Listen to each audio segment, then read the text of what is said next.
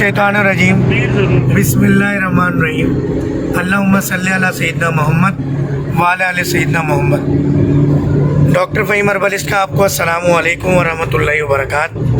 कराची से हैदराबाद का सफ़र और सफ़र के दौरान नज़र आने वाले बड़े दिलकश नज़ारे, तो नहीं रहा गया कि इस मौसम के एतबार से जो बात जहन में आई वो आप तक पहुंचा दूं, क्योंकि फिर स्किप हो जाती है आप लोगों की इतनी कॉल्स मैसेजेस, फिर कुछ बिरादरी की ज़िम्मेदारियाँ। बहरहाल तो बात ये थी कि ये खुशगवार मौसम और ये इलाका, इसकी मुनासबत से आज मैं आपको वो शदीद चीज़ बता रहा हूँ जिसका शदीद डिमांड इस वक्त सोशल मीडिया पे होती है और मुझे शर्म आती है मगर मजबूरी है, क्योंकि जैसा देश वैसा भेस।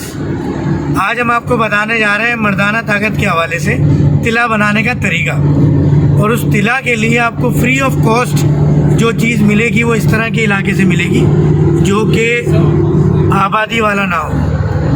अब ये आबादी वाला ना हो इलाका, जो जंगल हो, उसमें ऐसा मौसम होना ज़रूरी है। जब भी कहीं बारिश होती है तो वहाँ पर बारिश के फ़ौरन बाद एक कीड़ा निकलता है जिसको गांव देहात के अंदर दुल्हन बोटी कहा जाता है, दुल्हन बूटी।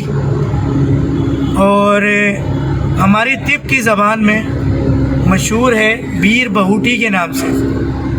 बीर बहूटी की पहचान आपको बताता चलूं कि खटमल के जिसामत जैसा थोड़ा सा बड़ा कीड़ा होता है जो कि मुश्किल से 3 ग्राम का होता है अमूमन इसका वज़न।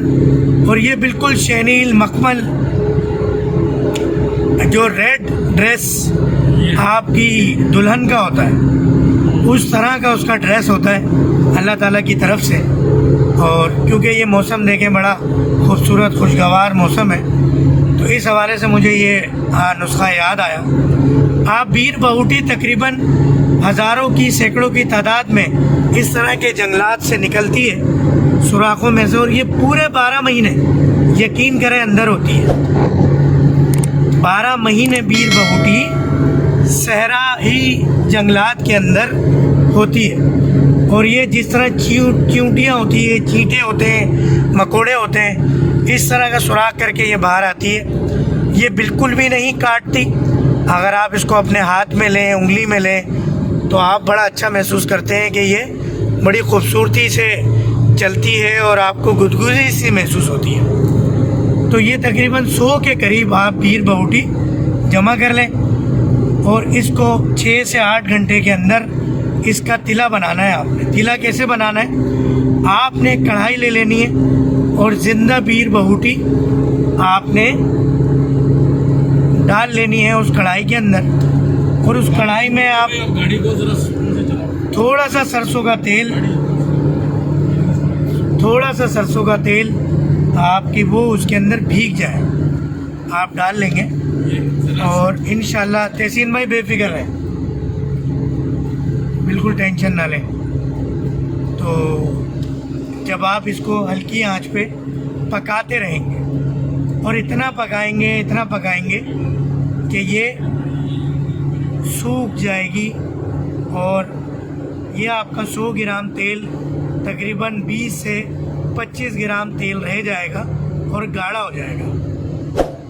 अब इसको आपने यूज़ करने का तरीका मैंने आपको व्हाट्सएप के अंदर इनबॉक्स में बताना है।